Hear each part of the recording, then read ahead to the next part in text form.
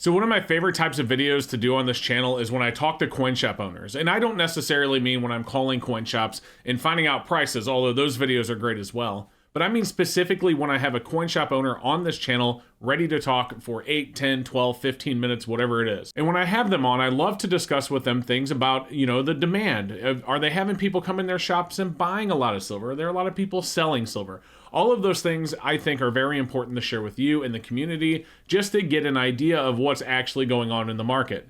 Now, of course, there are plenty of naysayers. No matter what you do on YouTube, it doesn't matter. There will always be naysayers. And certainly when it comes to coin shop, interviews or coin shop calls or whatever it may be, there are plenty of them. People that say things, for example, this comment right here, where this person said, "Just a salesman, nothing more. An interview with a coin shop manager, what do you expect?" They will always say, keep patient and keep buying. No matter what the price will be, they don't care. Premium is their gain. Now, that opinion may be warranted, so let's talk about it. But before we do me a favor and don't forget to like and subscribe and help YouTube recommend this video to others.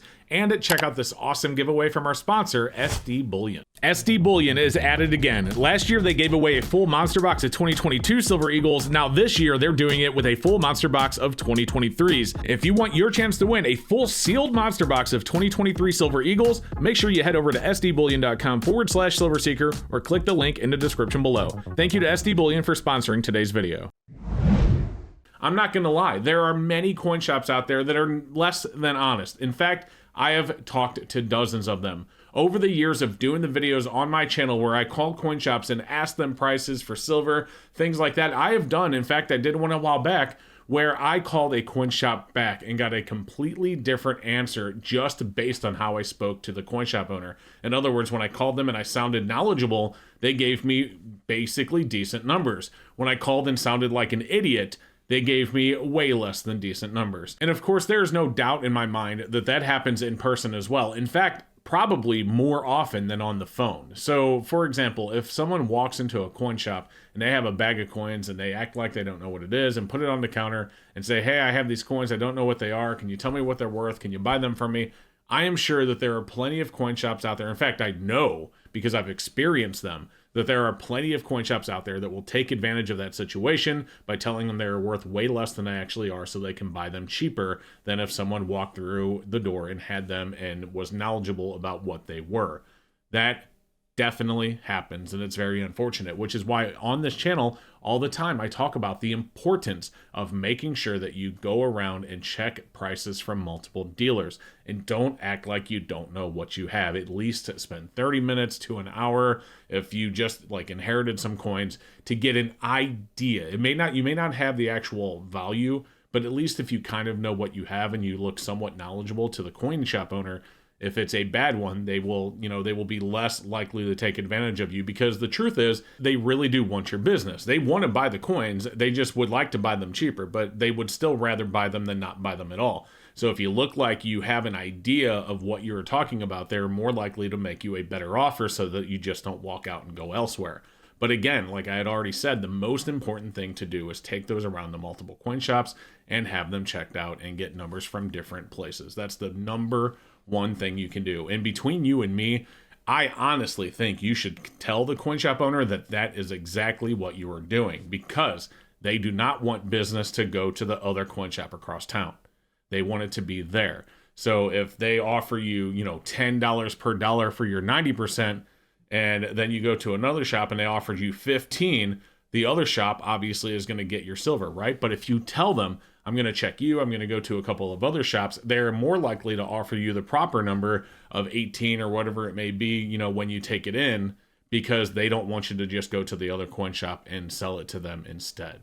So it is very, very important that you check at least two sources if you have the ability to do so. If not, it's very important that you check the value of your coins online. You talk to someone who's a little bit more knowledgeable. Maybe you have a family friend, whatever it may be. Just do your absolute best to don't get taken advantage of. So that brings us all the way back around to what I originally said at the beginning of this video. We are talking about the coin shop owners that I actually have on this channel and put in front of you, and I interview them and ask them questions and things like that. Now, I can't speak for every YouTuber out there, and there's a lot of YouTubers in this space, in the silver bullion space and whatnot, and they have their own coin shop owners on, people that they trust, or whatever it may be. But for me, the coin shop owners that I have in front of my channel are the ones that I have put a lot of trust in. So for example, they may be coin shop owners that I've known for decades and that I trust. For example, Keith from the Coin Crew, who has a great YouTube channel if you haven't checked him out, or Mike. Another one, it would be someone I've only known for a couple of years. Like, for example, Mike and Keith I've known for decades, but I've only known Josh from My Not Coin and Bullion for like a couple of years now. But these guys I've spoken with plenty of times, and I trust what they tell me. And, you know, that's why I'm willing to put it in front of you and put it on this channel. They are not going to be the coin shop owners that I call that straight up lie to me. And when I call them back and act like I don't know what I'm talking about, they tell me something totally different than what they did when I call them and do tell them that, or do act like I know what I'm talking about. And I've shown you that in videos in the past. One guy specifically changed his numbers completely when I called him back the next day. And I'm not just talking about he changed the price because, you know, the spot went up or down, but he actually specifically changed the premiums, and not just by a little bit, by a lot. You know, from one conversation to the other, just based on how I was talking to him. But the people that I put in front of this channel, for example, Josh from My Not Coin and Bullion, Keith from the Coin Crew, so on and so forth, I trust them and they are honest. At least I believe that they are honest based on everything that I've seen.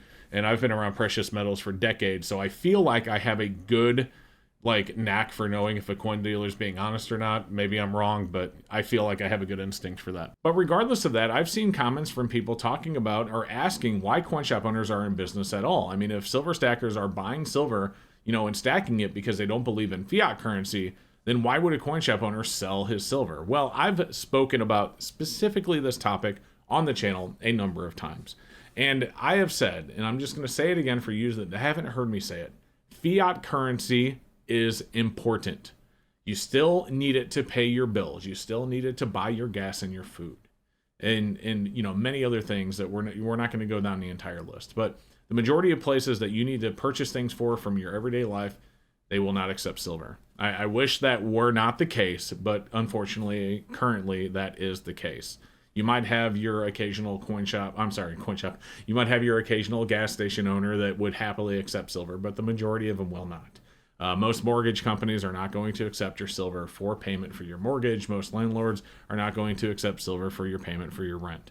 So yes, coin shop owners do need to make fiat currency, but the majority of the coin shop owners that I know, including the 3 specifically that I've talked about in this video, all 3 of them are stackers as well. In other words, they have their own personal stack that they still add to this day for the same reasons that you and I stack money. It just so happens that what they do to make their fiat currency to pay their bills and their expenses is buying and selling silver as well, which is great because they provide a service for me and you to be able to get our silver, again, so long as you find a good coin shop like the ones that I've spoken about in this video.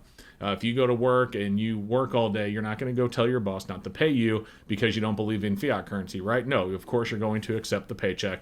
The same thing happens with coin shop owners as well. So to sum up today's video, I just want to say that yes, there are a lot of bad coin shop owners out there. No one is arguing that, but there are definitely some good ones as well. So don't discount every single one of them based on a few bad experiences.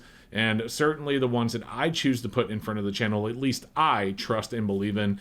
So you don't have to do that. I'm not telling you that you have to share my opinion, but I wouldn't put them on this channel if I didn't feel comfortable having them on this channel and listening to their opinions and, of course, sharing them with you.